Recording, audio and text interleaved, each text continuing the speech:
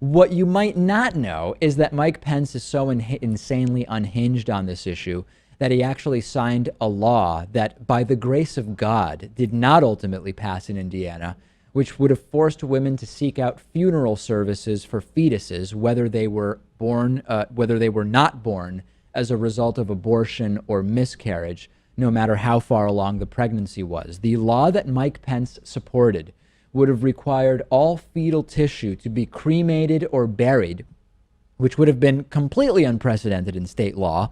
And the wording of this burial provision basically meant that technically, even if a woman had a miscarriage at 8 weeks of pregnancy at home, she would have to keep the blood and tissue, take it to a hospital, and have it buried or cremated by a funeral home. And when I read this, it convinced me that in some way, maybe Trump and Pence are meant for each other. Trump was considering whether women should be punished for having abortions. Pence wanted mandatory funeral services for aborted fetuses.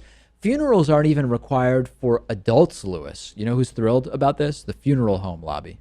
Yeah. When I read this, I thought to myself that while this is still definitely under that whole anti-abortion Republican umbrella, Yep. More specifically, this may have been designed to sort of push those who provide abortions into the direction of not wanting to do them anymore because they won't be able to have the aborted fetal tissue or whatever and sell it as some people claim they do. Which, of course, has been debunked, but certainly discarding it as medical waste is typically,